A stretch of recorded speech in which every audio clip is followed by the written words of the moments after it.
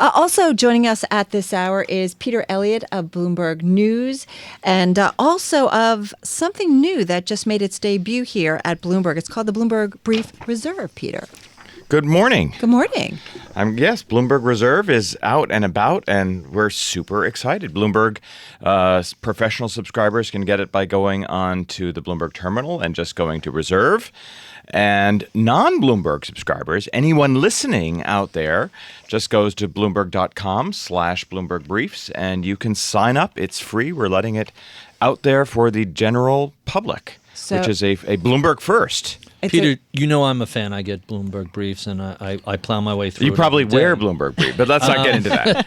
But I always find it an interesting assortment of all sorts of different stuff. I had no idea you guys were going to start doing restaurant and wine reviews. This is really intriguing.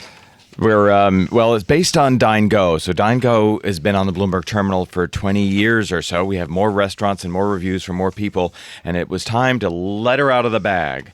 Kind of see what the Bloomberg world thinks about the rest of the world, not just those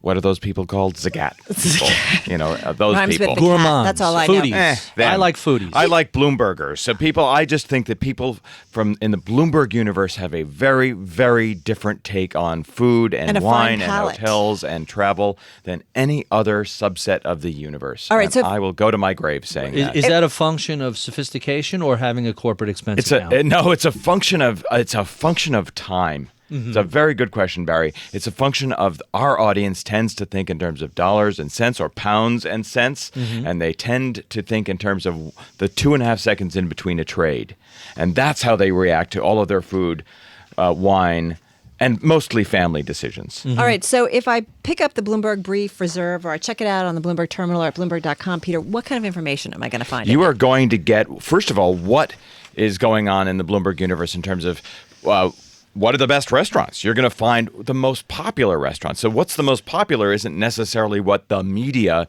is always reporting about. So right now, for instance, in New York, Gatto, Bobby Flay's restaurant, is the number one restaurant in New York, Really? bar none. Why? Because our people, between Bobby Flay, between the location down in the Bowery, between the Food Network and all of that stuff, they are just pouring into that place like nothing I haven't seen. I haven't seen an opening like this in a long time. Then you get me. My Peter Elliott style rants on anything from potato salad to gazpacho to how I think people should behave in restaurants. And, we know a lot of people sign up just for that. And we'll get out around the world. So we'll spotlight on London, other cities, because Dine works in all over the world, be it Hong Kong or Singapore or wherever. Hong Kong, Paris, London. You got it. This is Las Vegas, Dubai. I'm going to be in a This is lot of really- places. It Wow. sounds like it. Hey, listen, you mentioned potato salad, and I'm thinking about the weekend already. I don't know about you. I love summer because I love all the food. I love fried chicken. I love shrimp macaroni salad. Potato salad. Thumbs up or thumbs down? This is, I'm a total thumbs up. And one of the things I wanted to talk about today is because for some reason, I always get accused. On Wednesday night, I was at dinner and somebody said, I was at Peter's and he just whipped out a potato salad like this was some great, difficult thing.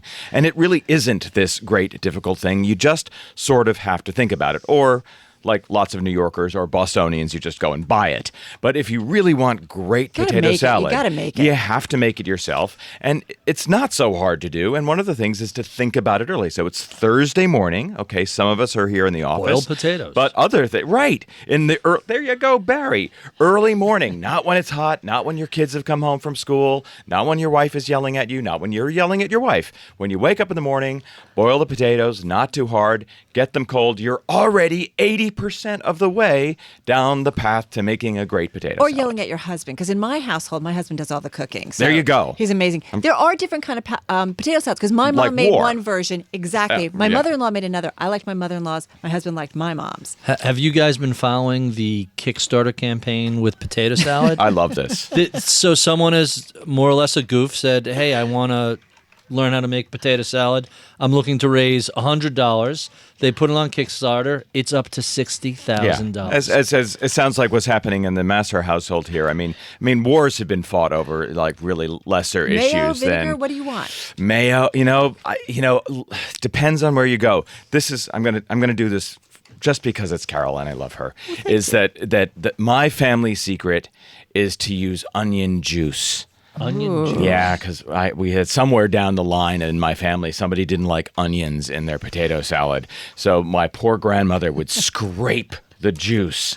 And, this came down the line of my family. Like, what are you doing? It's like, well, Grandpa, he's been dead for 45 years. You Who can cares? put onions in. But they scrape. But you know what? It's when the potatoes settle, scraping the onion juice and letting it soak up the juice is a really great way. Yes, I'm a mayo guy. My big secret for potato salad is I'm an egg guy. So when you're when you're doing your potatoes, also do your hard-boiled eggs. Because a potato salad without hard-boiled eggs to me just isn't a potato salad. Red skin potatoes with a little skin on it also. Yes, I'm a red skin guy. I'm a red skin guy.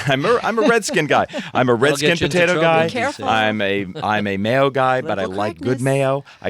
Funny enough, I do the classic American thing. I do the Hellmann's thing. But you got to, right? Yeah, You could do the German potato salad with a little bit of bacon, a little bit of olive oil. Well, then I go for a See, different route. that's the Then I different do one. like a warm thing, and I'll mash them. I'll do it with mustard. I'll do a different scene. I don't know that counts as potato salad in my book. See, but we think there are problems between Germany and the U.S. over all that spying. This is where there's a real This is- war this when it is comes to the- potato salad. salad is how we can all come together for the weekend. well, or not in this case. I think Carol and I just Put exposed them a both major out. red- Put them both out. Let people choose. Gazpacho. I Gazpacho. love gazpacho. Do you know? Oh, are you going to? No, I love. I mean, love, gazpacho is my love. thing. It's just that I believe in a very certain kind of gazpacho.